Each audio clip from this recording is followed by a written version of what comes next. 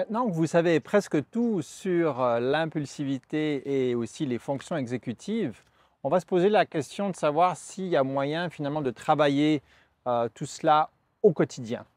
Pour répondre à cette question, on va d'abord différencier deux types d'impulsivité. On va différencier l'impulsivité comportementale de l'impulsivité cognitive. L'impulsivité comportementale consiste à être capable d'inhiber une action ou même une action verbale. On croit que ce type d'impulsivité est davantage lié au système émotionnel qui précède et par son activation va stimuler l'impulsion euh, comportementale. De manière un peu différente, l'impulsivité cognitive a à voir avec le système de prise de décision et en particulier une certaine désorganisation au niveau des fonctions exécutives. Donc, par exemple, des soucis de mémoire ou de planification, d'anticipation va entraîner l'individu à prendre des décisions de manière un petit peu impulsive. Et c'est pour ça qu'on parle ici d'aspect plus d'impulsivité cognitive.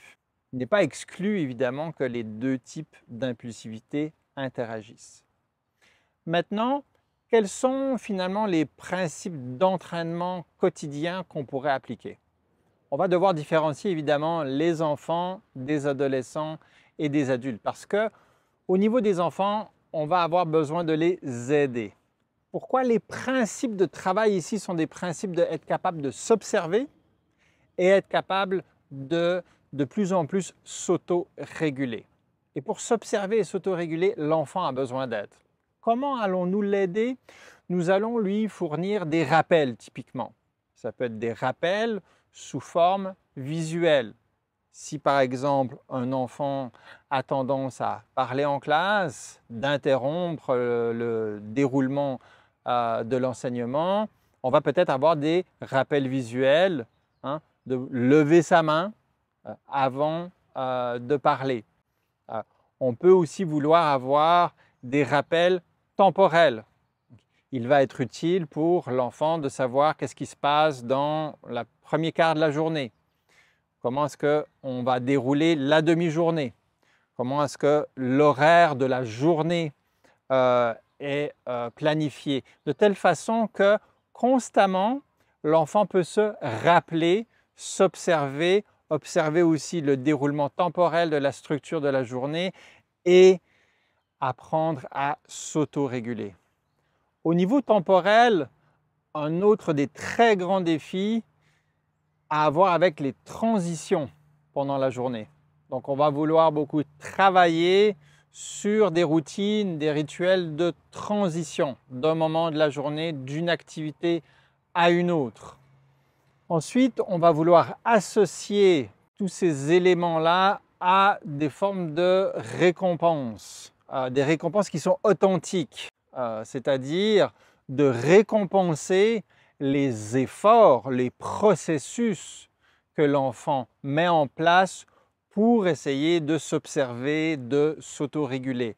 On ne veut pas récompenser les résultats, on veut récompenser l'effort à arriver à ces objectifs qui sont de s'observer et de s'autoréguler. Très important aussi au niveau des récompenses de respecter une forme d'abord de positivité, de rester le plus possible dans le positif et non pas dans la sanction négative. Lorsque la sanction négative est essentielle, nous devons vraiment pouvoir donner cette sanction d'une manière brève et d'une manière assez immédiate après l'action à sanctionner. Donc, ce sont des principes éducatifs, bien sûr, que vous connaissez sans doute, mais qui sont importants à bien différencier, d'autant plus lorsque un individu, un jeune, a un diagnostic de TDAH. Maintenant, qu'en est-il pour l'adolescent et l'adulte? Les principes sont les mêmes. On veut développer, soutenir, peut-être au travers de la psychoéducation notamment, un intérêt, une curiosité à s'observer, mieux comprendre comment chaque individu fonctionne de manière spécifique. de voir finalement les vulnérabilités propres à chaque individu comme vraiment des opportunités d'enrichissement personnel, des opportunités d'approfondissement de connaissance de soi. C'est vraiment ce qui inspire l'approche de travailler sur soi, travailler au quotidien sur son impulsivité. Alors, dans cette perspective, on ne va pas avoir une recette qui corresponde à chacun. L'idée est de s'engager dans un processus pour pouvoir s'intéresser, essayer des trucs, essayer des techniques qui puissent d'abord être réalistes et aussi avoir des chances de rencontrer un certain succès pour générer une dynamique de succès et de plaisir à essayer toutes sortes de différentes techniques.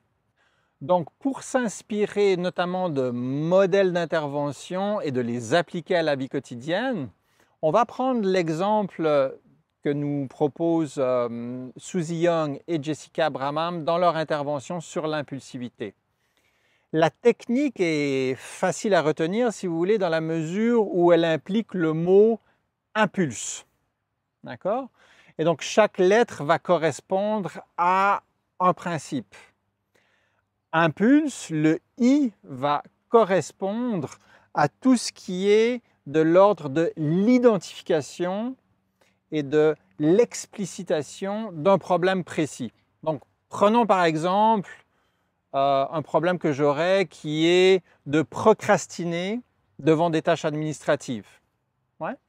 Le I va consister pour moi à précisément identifier le problème.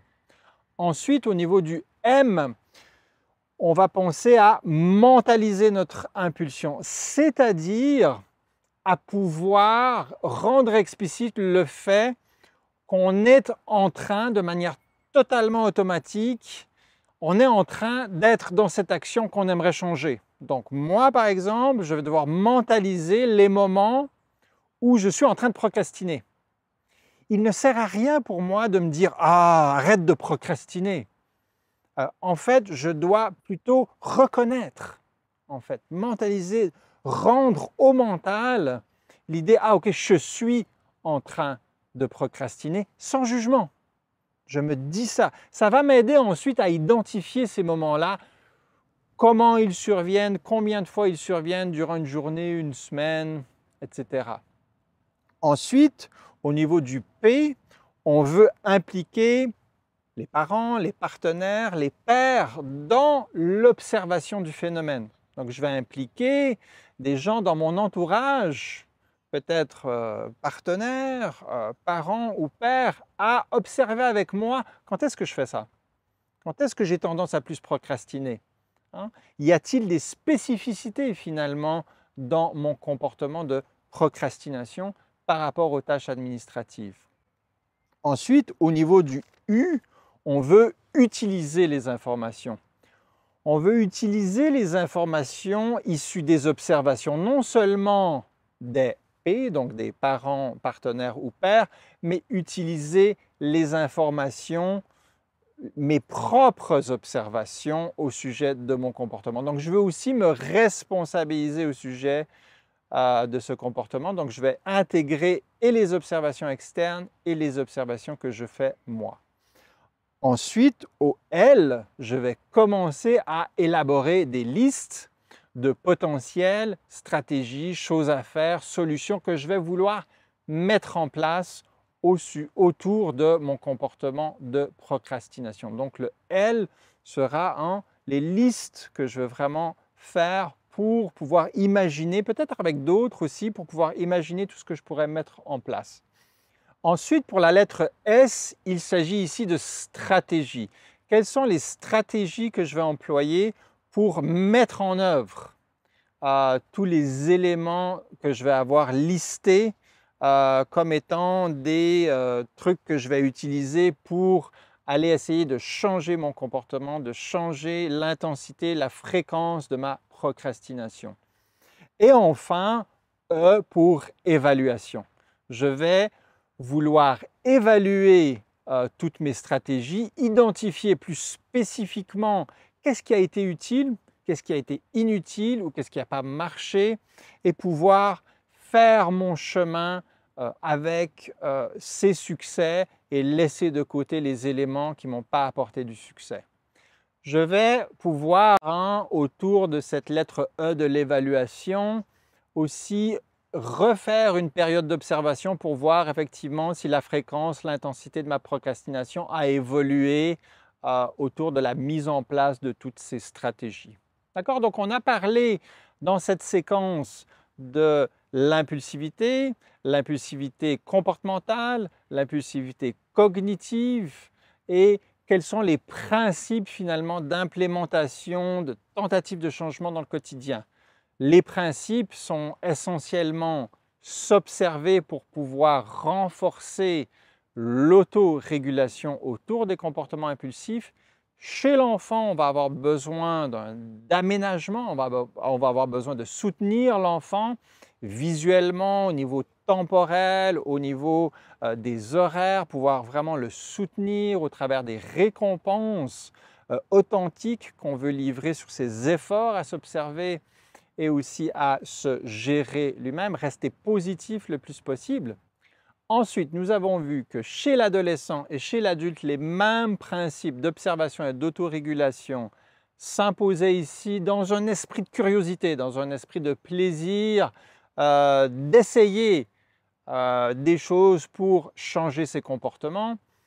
On se rappelle bien qu'il n'y a pas une technique qui marche pour tout le monde. Il y a l'idée de faire son chemin avec les techniques. On a présenté notamment un certain nombre de principes autour de la technique proposée par Susan Young et Jessica Bramham et le mot impulse qui déroule finalement tous ces principes de comment je commence à observer.